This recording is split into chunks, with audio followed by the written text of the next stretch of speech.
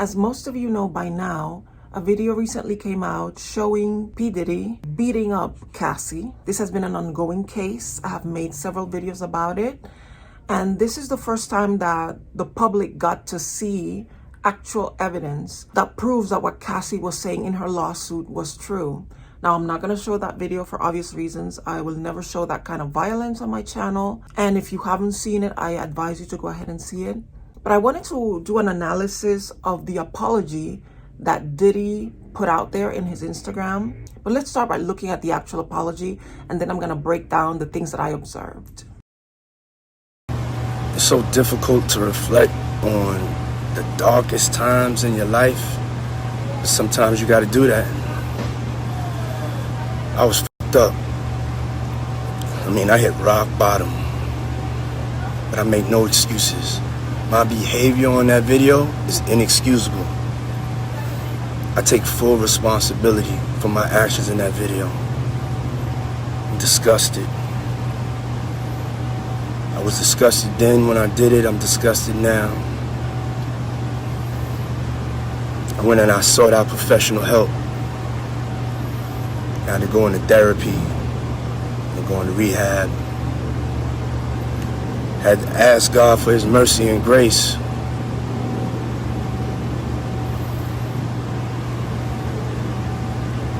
I'm so sorry. But I'm committed to be a better man each and every day. I'm not asking for forgiveness. I'm truly sorry. Okay, so that's the full apology. And now I'm going to go and break down some of the things that I observed. Now, I want to make it very clear. I am not a body language expert. I love to watch body language analysis videos here on YouTube, and I think they're very informative. But I just want to point out that, number one. And number two, everything I say is obviously my opinion. It is based on my own observations, and you can take it with a grain of salt if you want, okay? Let's get started. But before we start, I just want to invite you to please click subscribe if you enjoy my videos. Okay, let's get on with the video. It's so difficult to reflect on the darkest times in your life. But sometimes you got to do that. Okay, right there, I want to stop it. The first thing that I noticed was the way he was squinting as if he was in some kind of pain at the memory of what had happened. But I want you to see how quickly he squints and then he gets back to looking at the camera. Usually, if you are really going through this painful moment that you can't even think about it, it just pains you to think about it, you will stay in that position for a while. And he doesn't do that. He just kind of squints really quickly and then gets back to looking at the camera. It's giving insincere. I was fucked up. I hit rock bottom.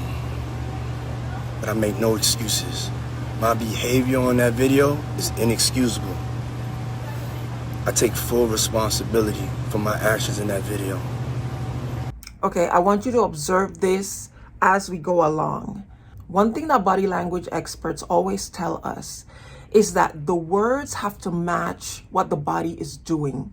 And a lot of time when somebody is assuring you of something, they're going like this. He says, I was messed up. And then he says, and I hit rock bottom. And then he quickly hit, it's very subtle. Look at it again. It's very subtle when he goes, I hit rock bottom. I hit rock bottom.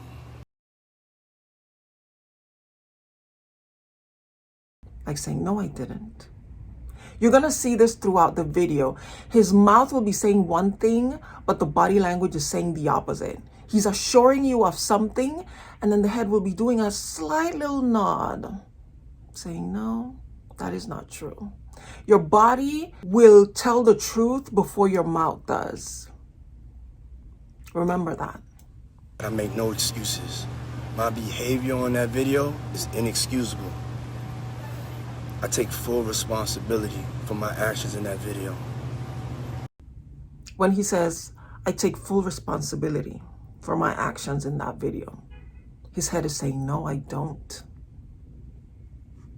And at this point, you can tell it's very clear at this point that this man is not speaking from the heart. He is reading a script.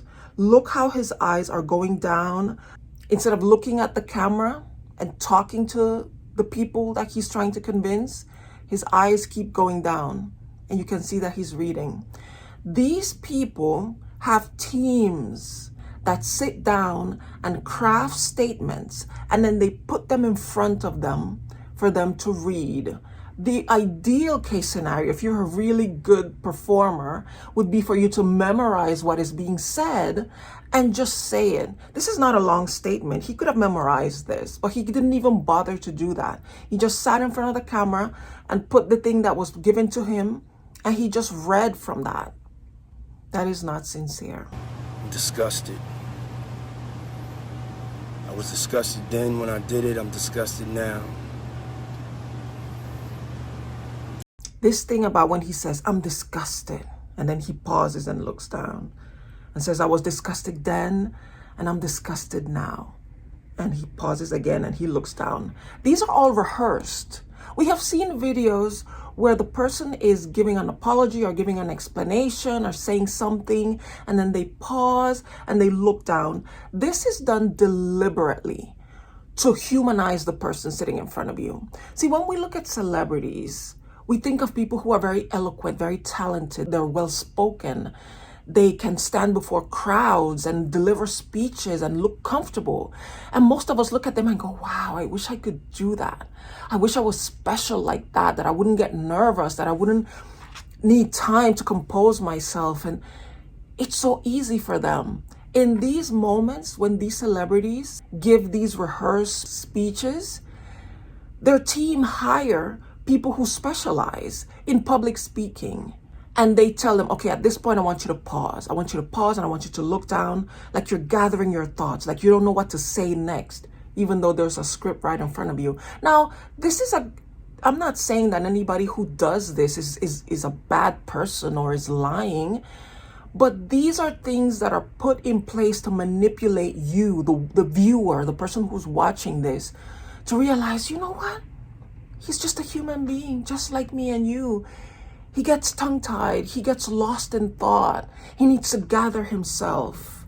This is all done with the purpose of manipulating you. And you need to be aware of this, not just in this instance, but whenever you're seeing these celebrities, especially with their apology videos, pay attention to these little things. I went and I sought out professional help. I had to go into therapy and go into rehab. He said he went to therapy and went into rehab. I want you to think about this. This apology is coming months, about 6 months after Cassie filed her civil lawsuit against him. And what did he say when she initially sued him? He said, this woman is lying. She's trying to destroy me. She is just trying to get some money. None of what I'm being accused of is the truth. One of the tenets of rehab and therapy is that in order to become a better person, you have to take responsibility for the things that you have done.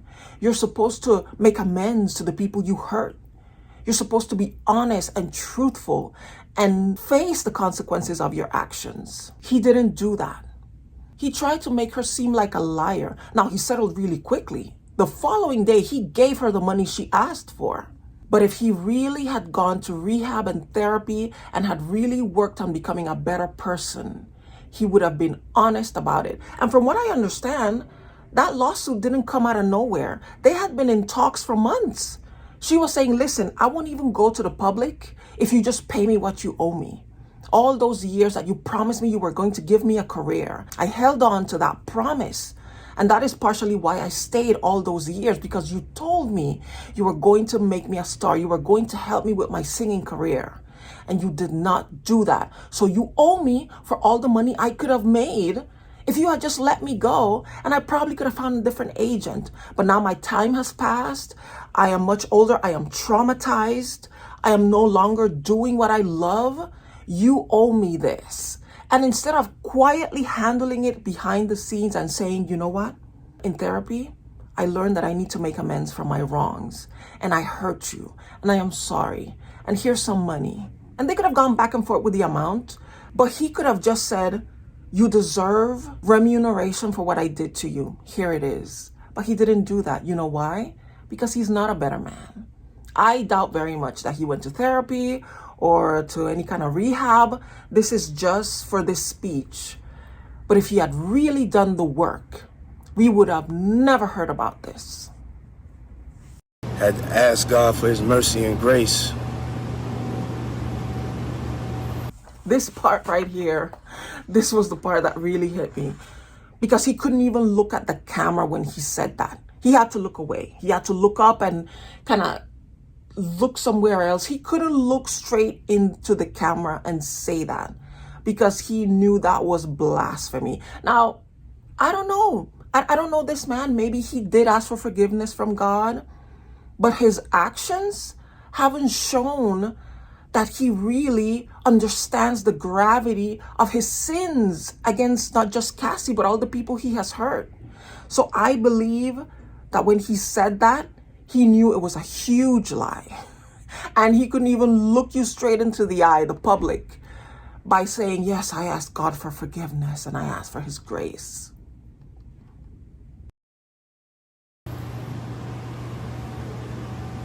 This part right here. I'm so sorry. This part right here, look at his eyes. Look how they're moving from place to place. He lost his spot in what he was reading. So he had to find his way back to what he was saying so he could continue. That's so clear. It's so clear to me that this man is reading this. This is not coming from the heart. But I'm committed to be a better man each and every day. I'm committed to be a better man each and every day. And his head is going, nope. No, I'm not. I'm not asking for forgiveness. You see that? Did you see that little part right there? He goes, I'm going to play it. I'm not asking for forgiveness. And then suddenly, very subtly, his head goes, yes, I am. I need you to forgive me because my life is falling apart. My kingdom is crumbling and I need you to believe me so that I can continue doing what I have been doing all this time. The body will betray you because the body holds the secrets. I'm truly sorry.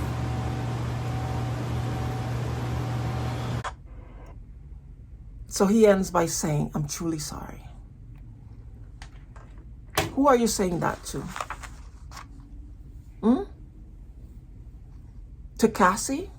The person we see you beating and kicking on video? Is that who you're apologizing to? Why are you apologizing to us? You didn't do nothing to me. You could never. So why are you doing this? You're sorry that you got caught. That's what this is. That's all this is.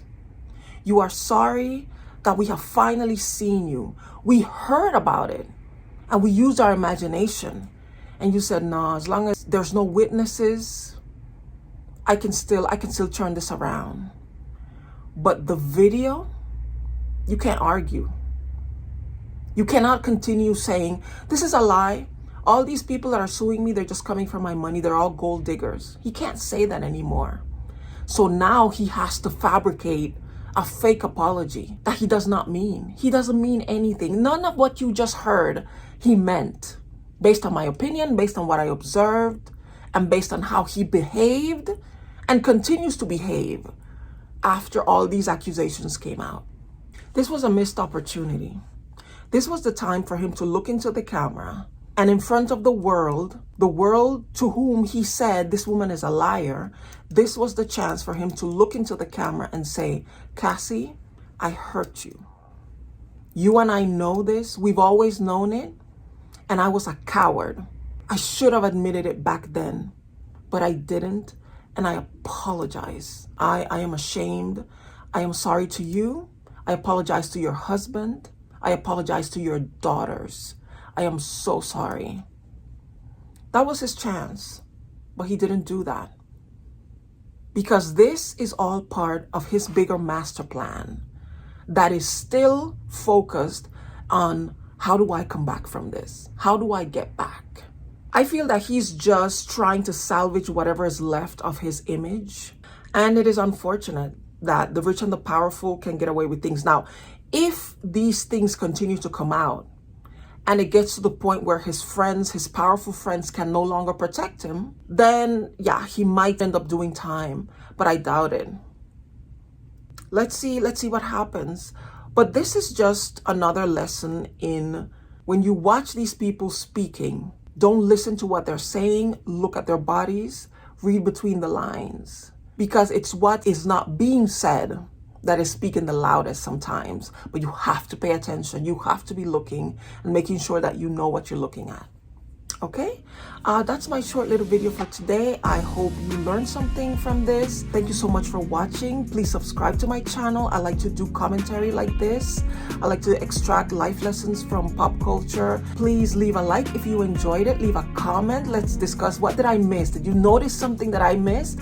Leave it in the comments, please. Thank you so much once again for watching. Please share this video if you think that others will benefit from it. And hopefully I will see you in my next video.